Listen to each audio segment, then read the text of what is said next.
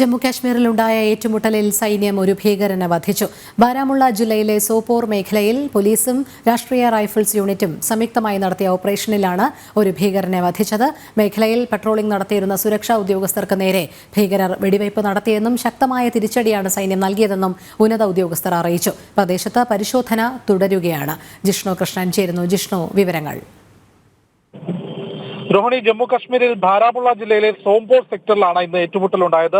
ഈ മേഖലയിൽ പെട്രോളിംഗ് നടത്തുകയായിരുന്ന സുരക്ഷാ ഉദ്യോഗസ്ഥർക്ക് നേരെ ഭീകരർ ആദ്യം വെടിയുതിർത്തു. പിന്നീട് നടത്തിയ തിരിച്ചടിയിലാണ് ഇപ്പോൾ ഒരു ഭീകരനെ വധിച്ചു എന്നുള്ള വിവരം ഉന്നത ഉദ്യോഗസ്ഥർ അറിയിച്ചിട്ടുള്ളത്. മേഖലയിൽ പരിശോധന തുടരുകയാണ്. രാഷ്ട്രീയ റൈഫിൾസ് യൂണിറ്റും ജമ്മു കാശ്മീർ പോലീസും സംയുക്തമായാണ് മേഖലയിൽ പരിശോധന നടത്തുന്നത്. സോംപോർ സെക്ടറിൽ ഇന്ന് രാവിലെ മുതൽ ഇത്തരത്തിൽ ഭീകരരുമായുള്ള ഏറ്റുമുട്ടൽ ഉണ്ടായി എന്നുള്ള വിവരം സൈനിക വൃത്തങ്ങൾ വ്യക്തമാക്കിയിട്ടുണ്ട്. ഒപ്പം കഴിഞ്ഞ ദിവസങ്ങളിൽ വിവിധ മേഖലകളിൽ പ്രത്യേകിച്ച് ജമ്മു സെക്ടറിൽ സാധാരണക്കാർക്ക് നേരെയും സൈനിക പോസ്റ്റുകൾക്ക് നേരെയും ഭീകരാക്രമണം ഉണ്ടായ പശ്ചാത്തലത്തിൽ ശക്തമായ സുരക്ഷാ ക്രമീകരണങ്ങളാണ് ഈ ജമ്മു കാശ്മീരിലുടനീളം അതിർത്തി മേഖലയിലും ഒരുക്കിയിട്ടുള്ളത്. അതിനിടയിലാണ് ഇന്നിപ്പോൾ സോംപോർ സെക്ടറിൽ ഭീകരരുമായുള്ള ഒരു ഏറ്റുമുട്ടൽ ഉണ്ടായത്. ആ ഏറ്റുമുട്ടലിലാണ് ഒരു ഭീകരനെ സൈന്യം വധിച്ചത്. രോഹിണി.